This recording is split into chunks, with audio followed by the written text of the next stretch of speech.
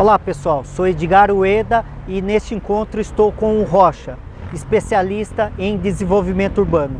Este assunto faz sentido para você?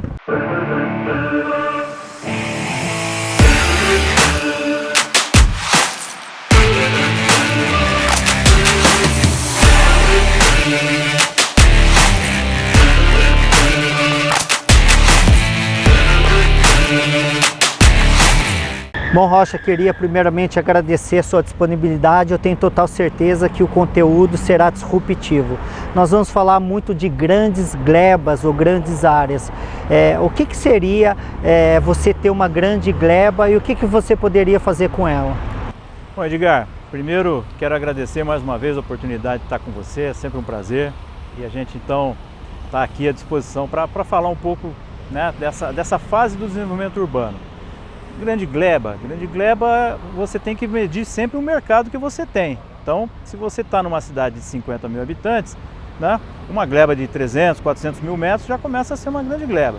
Nós estamos aqui num grande case de sucesso em Campinas. Acima de 300 mil metros já se considera uma grande gleba. Sim, uma grande gleba sempre, porque você precisa dimensionar o seu produto, né, de acordo com o seu mercado. Então, se você tem aí 300 mil metros, está numa cidade de 50 mil habitantes, você tem que se planejar para poder vender de acordo com essa absorção que o mercado pode te dar.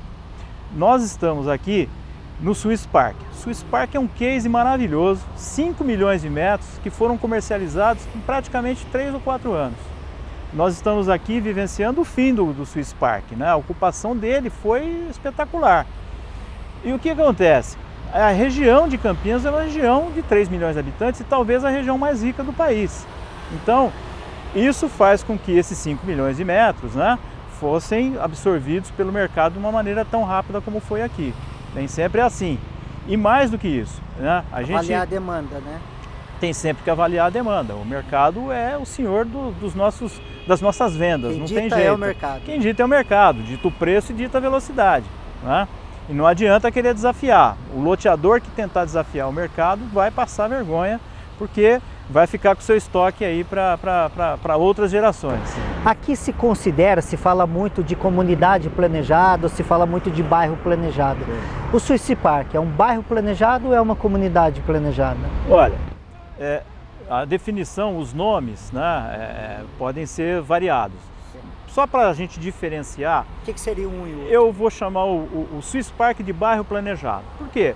Ele praticamente é um produto único, né? São loteamentos, uma sequência de loteamentos, onde você compra um terreno de 360 metros e faz a sua casa.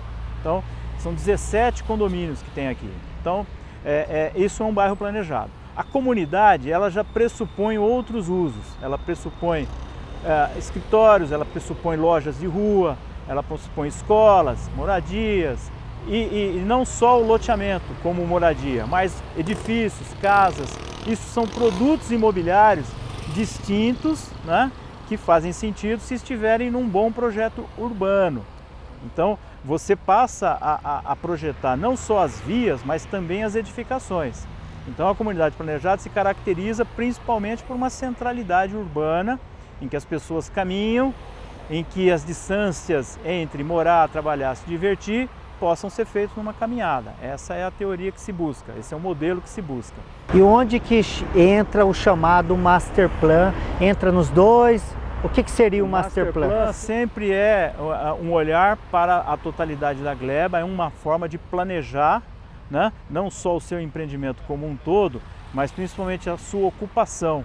Então é sempre muito importante você ter o Master Plan, tanto para o bairro planejado como para a comunidade planejada, porque ele é a peça que liga o comercial, aquilo que a gente estava falando do mercado, né, com a parte técnica da implantação propriamente dita. Então o link que se faz entre aprovações e mercado, venda, é através do Master Plan. Então essa peça é fundamental para a gente poder ter um empreendimento, né, com começo, meio e fim. Teria uma receita de bolo, normalmente no Master Plan, no bairro planejado, comunidade planejada, tem sempre um mix de tipologias, né? Sim. Residencial, comercial, às vezes horizontais e verticais, isso, né? Escritórios. Escritórios, comerciais, enfim, tem um padrão que se repete para ser sucesso ou não tem padrão?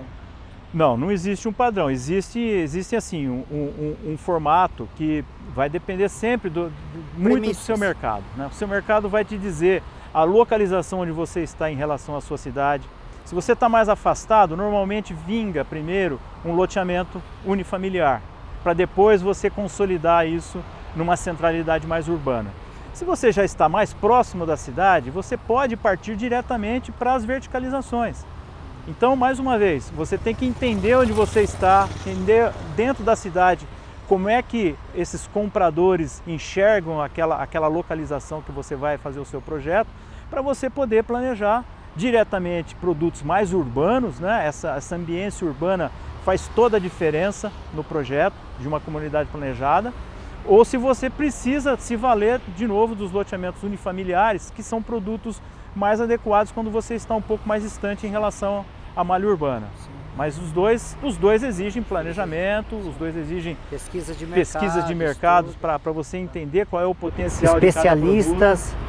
Né, para você ser mais assertivo. Porque você lida constantemente com disciplinas muito distintas e importantes na viabilização do negócio. Você vai lidar com direito imobiliário, com direito urbanístico, você vai lidar com licenciamento ambiental, você vai lidar com legislação municipal, que muda município para município, entendeu? Então, o desenvolvimento urbano que se faz, ele é feito cidade a cidade, localização a localização. Não existe receita pronta, não existe receita que valha sempre. Tem alguns cases, né? O próprio Swiss Park é um case, a gente tem Riviera de São Lourenço, tem Jurerê Internacional. O Brasil, ele tem vários cases como esse? Já temos alguns. O próprio Alphaville é um case, né? Ou não? O Alphaville é um case, não deixa de ser um case, mas não foi uma coisa assim tão planejada como a gente pensa que é, né? Foi organicamente. Foi um crescimento mais orgânico, ele tem hoje uma vida própria, é uma cidade que se consolidou, é mais uma edge city do que propriamente o que se pretende com as comunidades planejadas. As comunidades planejadas são bairros menores, Alphaville ganhou uma dimensão de cidade, né? Que muito dificilmente vai se repetir. É um case por si só, quase que único, porque está próximo da maior cidade da América Latina, e esse potencial não se repete tão facilmente assim, né? Agora, nós temos o Pedra Branca, na Grande Florianópolis, que para mim é o modelo mais completo de comunidade planejada com uso misto. De fato tem escritório, de fato tem comércio de rua, de fato tem escritórios verticais, tem loteamentos unifamiliares, então ele tem uma gama de produtos imobiliários muito interessante, tem galpões industriais, né? Legal. Então ele tem uma gama de produtos imobiliários que é um mix de produtos imobiliários muito interessante e que dá liquidez para grandes propriedades. Quando você tem um único produto imobiliário, como num bairro planejado, que você faz seguidos loteamentos, você fica refém desse produto, você fica refém da demanda por este produto. Na comunidade planejada, de fato, que você tem uma gama maior de produtos imobiliários podendo ser ofertado ao mesmo tempo, um prédio de escritório com um prédio residencial, com um loteamento, né? É assim que se faz. O mercado de uma cidade ele é composto desse mix. Então, se você tem um mix na sua propriedade, você vai ter mais liquidez para a sua propriedade. Você vai comercializar a sua propriedade, a sua grande gleba, né, de uma forma mais rápida do que se você ficar esperando o mercado ir absorvendo o primeiro bolsão de loteamentos, depois o segundo bolsão de loteamentos e assim por diante. Entendeu? Então é uma forma de você dar liquidez para a sua propriedade. Excelente, Rocha. Existe algo novo, disruptivo? Existe algo inovador? Edgar, existe. Existe e a gente precisa ficar muito atento a isso. Por quê? Já é a realidade no mercado norte-americano, que está um pouco mais adiantado nesse processo de volta à geração de cidades, à criação de cidades. Quando a gente fala em comunidade planejada, nós estamos tentando reproduzir pequenas cidades. E o mercado norte-americano via isso como um nicho. Hoje, ele já é o próprio mercado. Onde estão acontecendo os investimentos imobiliários nos Estados Unidos são exatamente nessas centralidades urbanas que se consolidaram. Uma centralidade urbana, ela pode estar num bairro novo ou ela pode ser objeto de um retrofit urbano. Então, o Porto Maravilha, por exemplo, no Rio de Janeiro, é um retrofit urbano. Em São Paulo estão tentando fazer alguns retrofits urbanos e não se consegue. Por quê? Porque falta o mix de produtos justamente que dá sentido a uma cidade. Você precisa ter produtos variados, você precisa ter produtos institucionais, você precisa ter produtos residenciais, produtos de uso misto comercial, lojas e ruas são fundamentais para isso acontecer. Quando falta uma dessas coisas, fica capenga e não vinga, porque a gente volta a ter os velhos problemas que a gente tem nas cidades como a gente conhece hoje. Então, planejar esses novos bairros ou planejar esses retrofits urbanos para que as pessoas possam de fato caminhar pela cidade, pelas ruas, entrar numa loja, entrar no seu apartamento, entrar no seu escritório e fazer tudo isso a pé, com segurança, com tranquilidade, é o novo mote, é o que é disruptivo no mercado norte-americano hoje. E vai chegar aqui, não tenho dúvida nenhuma. Vai chegar, não tenho dúvida. E está perto, hein? Rocha, obrigado pela contribuição, tenho total certeza que foi agregador, todos os detalhes, foi muito rico nas informações. A minha pergunta, este assunto fez sentido para você?